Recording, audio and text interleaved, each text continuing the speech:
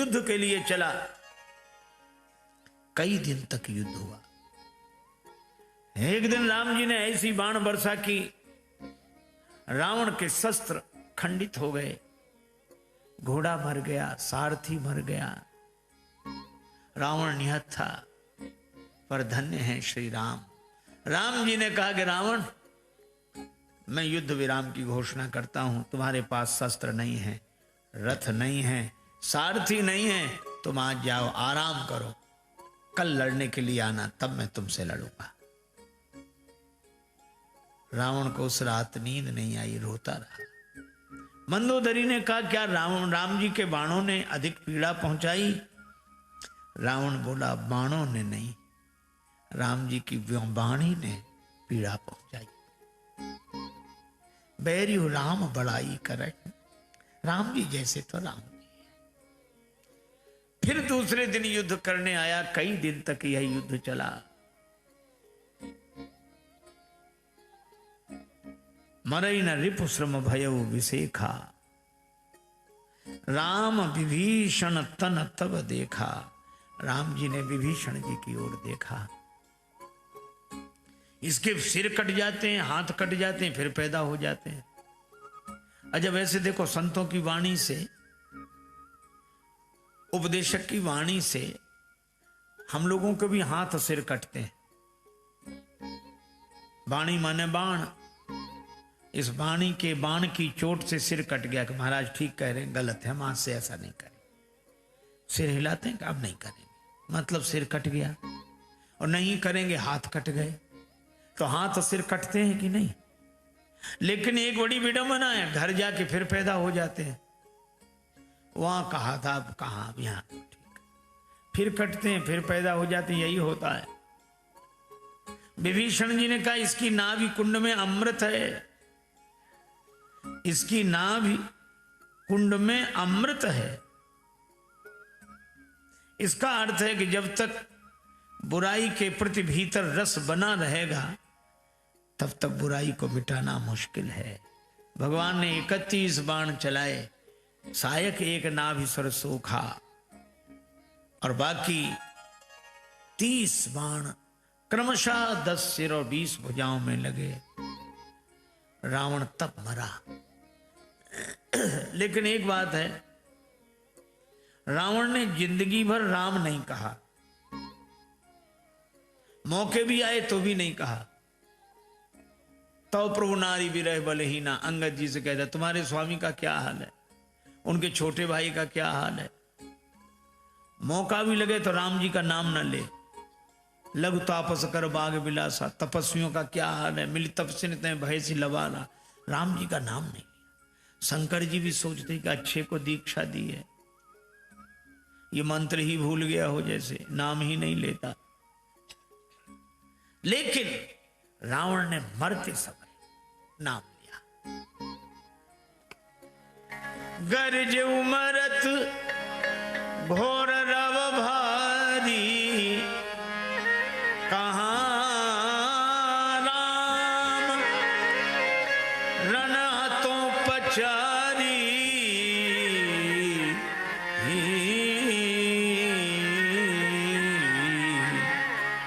राम कहां है, मैं उनको युद्ध में जीतूंगा।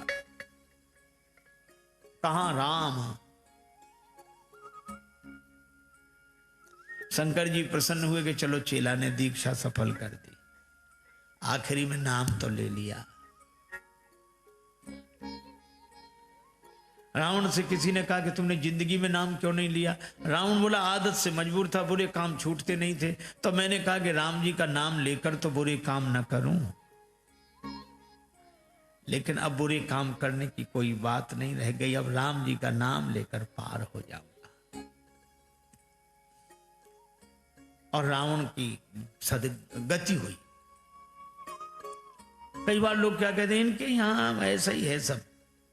कैसा? अरे ये कहते हैं कि जिंदगी भर चाहे जो करो, अंत में राम कह लो, उसमें ही कल्याण हो जाता। बोले ये तो बेकार की बातें हैं, मन को लुभाने की बातें हैं, इसमें कोई सार नहीं।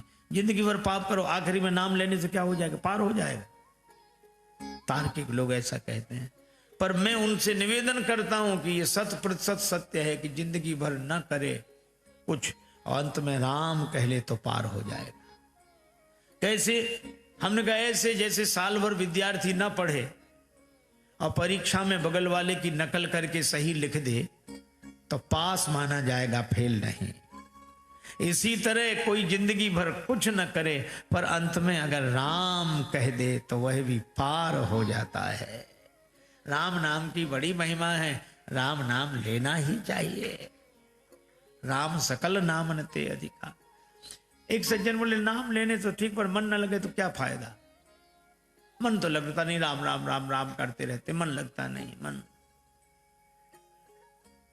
कई बेचारे नाम लेने वाले कहते महाराज मन नहीं लगता तो क्या फायदा होगा नाम लेने से। हमने कहा कि तुम रेलगाड़ी से पोरबंदर से अहमदाबाद जा रहे हो हा? और रेलगाड़ी में बैठ तो गए, मन नहीं लग रहा है। तो रेलगाड़ी में मन न लगे तो क्या रेलगाड़ी अहमदाबाद नहीं पहुंचाएगी? बोले वो तो पहुंचाएगी, उसका काम है। हमने कहा जब रेलगाड़ी मन लगाने की अपेक्षा नहीं रखती तो क्या भगवान का नाम मन लगाने की अपेक्षा रखेगा? मन लगे या न लगे पर भगवान का नाम आपको भगवत धाम तक पहुंचाएगा। भाय कुभाय अनख आलस हो, नाम जपत मंगल दिसिद सहो। भगवान विभीषण जी से कहते हैं इसका अंतिम संस्कार करो। भगवान ने विभीषण जी से कहा देहांत होने के साथ साथ बैर का भी अंत हो जाना चाहिए। अब तो ये जैसे तुम्हारा बड़ा भाई है वैसे मेरा बड़ा भाई है। रावण का अंतिम संस्कार हुआ।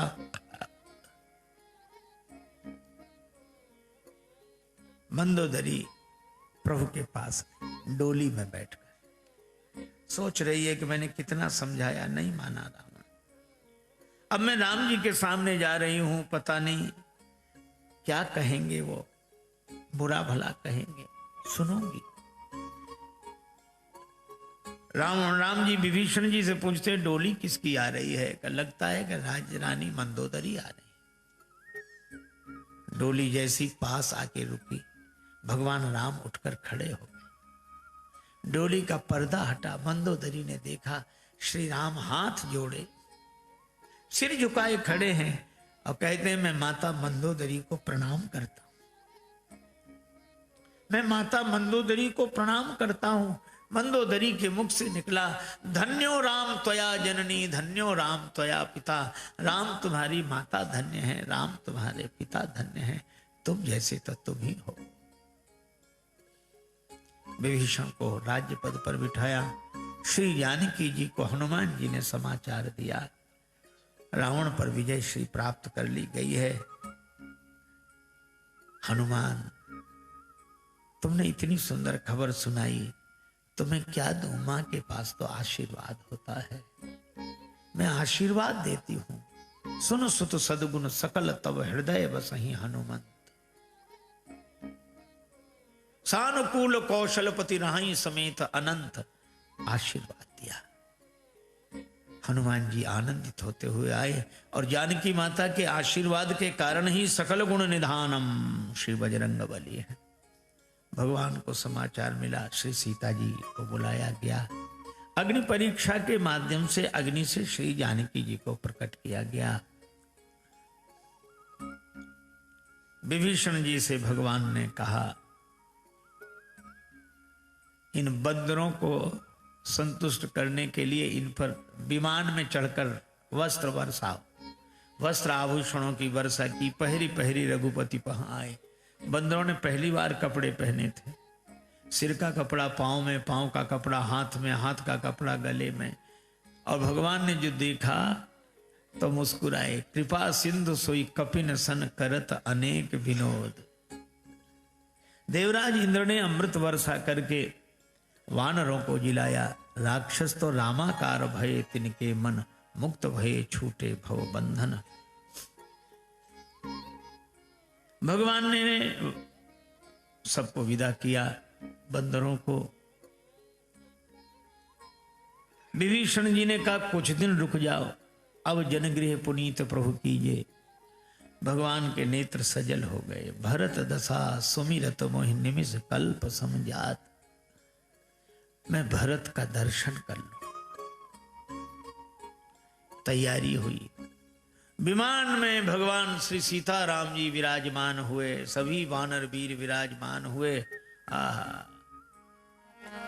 सिंहासन अति उच्च मनोहर, सिंहासन अति उच्च मनोहर, श्री समेत प्रभु बैठे तापर, श्री समेत प्रभु बैठे तापर, चलत विमान कुलाहल होई, चलत विमान कुलाहल होई, जय रघुवीर कहे सब कोई, जय रघुवीर कहे सब कोई, जय रघुवीर कहे सब कोई, जय रघुवीर कहे सब कोई, जय रघुवीर कहे सब कोई, जय रघुवीर कहे सब कोई,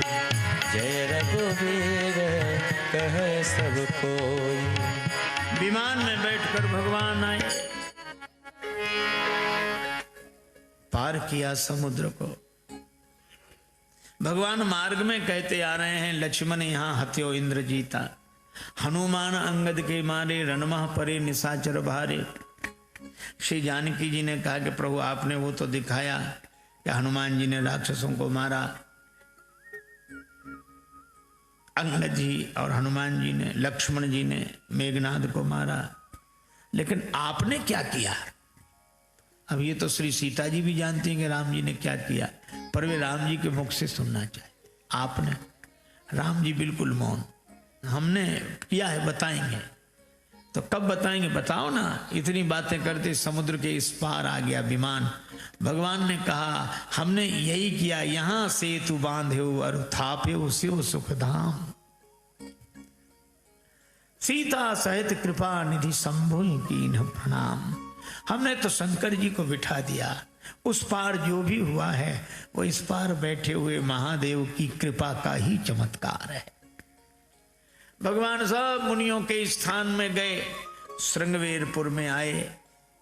जानकी जी ने कहा मैं जाते समय गंगा जी से प्रार्थना कर गई थी, पूजा करूंगी। विमान उतार दिया गया। श्री सियाजू गंगा जी की पूजा कर रही हैं। बही कैसे गंगा लहर धीरे धीरे, बही कैसे गंगा लहर धीरे धीरे, बही कैसे गंगा लहर धीरे धीरे, बही कैसे गंगा लहर धीरे धीरे, हरिद्वार में कैसी शोभा से माता, हरिद्वार में कैसी शोभा से माता, ऋषिकेश में कैसी शोभा से माता, ऋषिकेश में कैसी शोभा से माता, पहाड़ों से आई उतर धीरे धीरे, पहाड़ों से आई उतर धीरे धीरे, वही कैसे गंगा लहर धीरे धीरे धीरे, वही कैसे गंगा लहर धीरे धीरे। गंगा जी की पूजा हुई। एक आदमी का हुआ विवाह, घर लौटा, दोपहर का समय, जून का महीना, माँ ने हृदय से लगाया, बेटा बहू को लेकर आया। माँ बोली और बेटा, और तो ठीक है मम्मी, नहाना है। माँ बोली तो नहा ले। बोले गर्म पानी कर दो, ठंड लगे। जून के महीने में दोपहर को 12 बजे जवान आदमी, ठंड लग रही है। उसकी पत्नी ने सुना तो चूड़ियां फोड़नी शुरू की। सास बोली कुलच्छनी ये क्या कर रही है, चूड़ियां काहे को फोड़ रही है? पत्नी बोली माता जी हमने सोचा कि जो कल करना है सो आज ही करें। जिनका जून में ये हाल है ये जनवरी में बचेंगे? एक हमारे पास सज्जन थे महाराज, वो ऐसे कहते अब हम कहाँ चले जाएं, कैसे चले जाएं? हम अकेले कभी निकले ही नहीं, हम बड़े सुकुमार हैं, कहाँ चले जाएं, और छोड़ दे तो अकेले चले ही जाएंगे। कई बार आए गए। एक बार बोले हम बड़े सुकुमार हैं। अरे उनका सुकुमार नहीं, कमजोर हो, ये कहो कमजोर हो। सुकुमार माता पार्वती हैं, अति सुकुमार नतन तप जोगु, लेकिन तपस्या आरंभ कर दी शिव जी का नाम लेकर। भगवान तो एक, देखने वाले अनेक, लेकिन सबको अलग अलग तरह से दिखाई दे रहे हैं। श्री जनक जी और जनक जी के परिवार जन राम जी को देखते तो उन्हें लगता सजन सगे प्रिय लाग ही जैसे। यह हमारे संबंधी है। सहत विदेह बिलोक ही रानी, तो शिशु सम प्रीत न जाए बखानी। भक्त देखते हैं उन्हें इष्ट देव के रूप में दिखाई देते हैं। माताएं देखती हैं तो जन सोहत श्रृंगार धरी मूर्ति परम अनूप, भगवान श्रृंगार के रूप में दिखाई देते हैं। और जो कुटिल हैं, छल करके राजा के वेश में उपस्थित हैं, तिन प्रभु प्रगट काल सम देखा। उन्हें राम जी काल की तरह दिखाई देते हैं।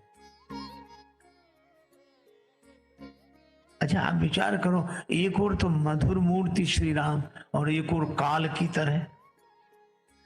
मनो वीर रस धरे शरीरा और विदुषण प्रभु विराटमय दिशा। ये इतने अलग अलग तरह से दिख रहे हैं। अरे भगवान तो एक ही हैं, हम अपनी भावना के अनुसार अलग अलग रूपों में देखते हैं। एक सज्जन सुना रहे थे, गिरिराज गोवर्धन जी की परिक्रमा में वो संत मस्ती से झूमते जा रहे हैं। उनकी बड़ी बड़ी लंबी लटकती हुई जटाएं एक लता कुंज में उलझ गईं। संत वहीं खड़े रह गए। किसी ने कहा कि बाबा क्यों खड़े हो, ये जटाएं सुलझा लो फिर आगे बढ़ो। तो कहने लगे हमने उलझाई नहीं है जो जटाएं सुलझाएं।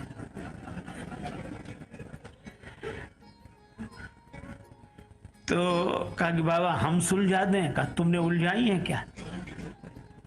फिर बोले जिसने उलझाई है वही सुलझाए, जिसने उलझाई है वही सुलझाए।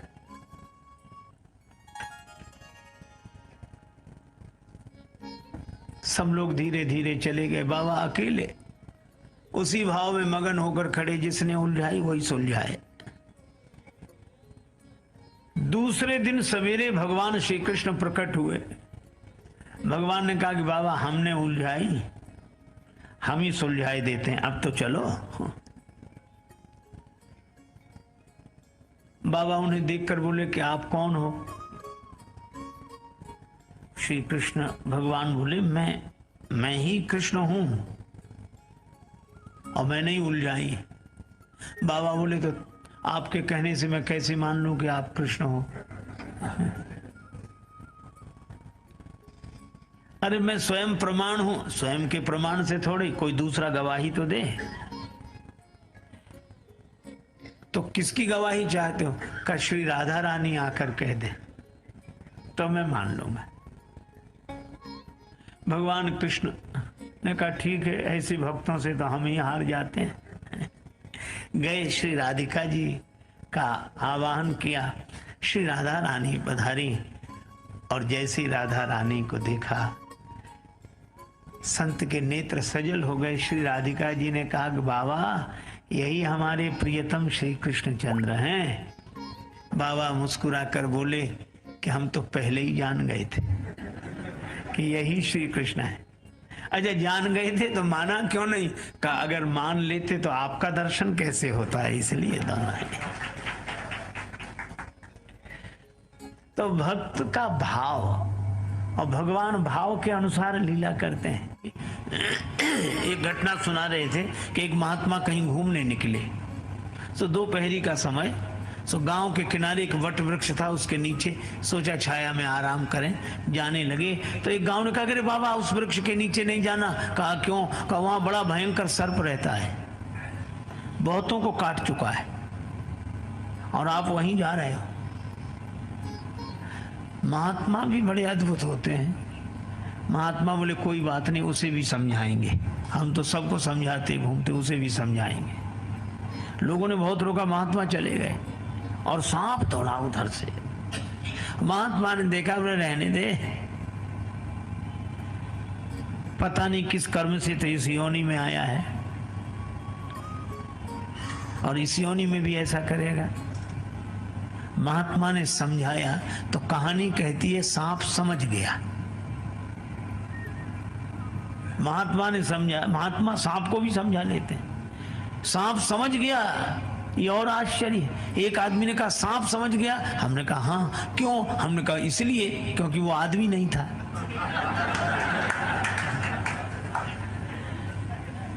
आदमी के समझने में कठिनाई सांप को। उसने भी कहा कि अब मैं किसी को नहीं काटूंगा। गुरुदेव ने कहा अहिंसा का पालन करना। ठीक है गुरुजी। गुरुजी तो चले गए और गांव वालों से कहा कि अब सांप अहिंसक हो गया है, किसी को नहीं सताएगा, किसी से नहीं बोलेगा, अब हमारा चेला हो गया है।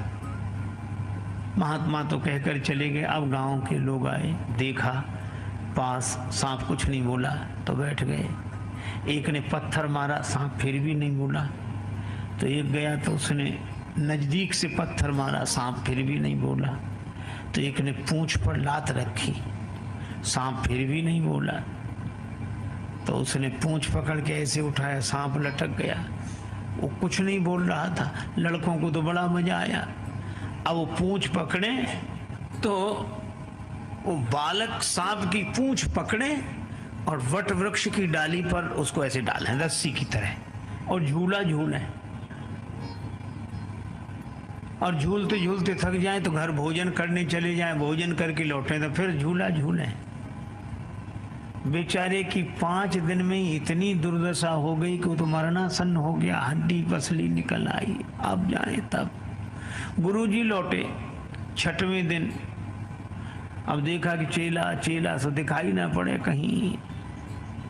एक जगह देखा बिल्कुल मरणासन्न पड़ा था। गुरुजी ने कहा रे राम राम राम, तुम्हारी यह दशा हे वत्स किस कुसंग से हुई है? सर्प बोला गुरुजी कुसंग से नहीं, सत्संग से हुई है। गुरुजी बोले सत्संग से? हाँ, आपने कहा था किसी को मत काटना। हाँ? किसी को काटना मत, किसी को छेड़ना मत। तो मैं बिल्कुल अहिंसक हो गया तब से। ये बालक रस्सी बनाकर मुझे झूला झूलते हैं, कोई पत्थर मारता है, कोई पांव रखता है, कोई। ये अहिंसा के कारण यह दुर्दशा हुई है। गुरुजी ने कहा अरे वत्स, हमने तुम्हें काटने के लिए मना किया था, फुफकारने के लिए तो मना नहीं किया था। अगर काटोगे तो दूसरे को हानि पहुंचेगी और फुफकारना भी अगर छोड़ दोगे तो अपने को कैसे बचाओगे? इसलिए दूसरे को हानि न पहुंचाओ पर अपने को तो बचाओ।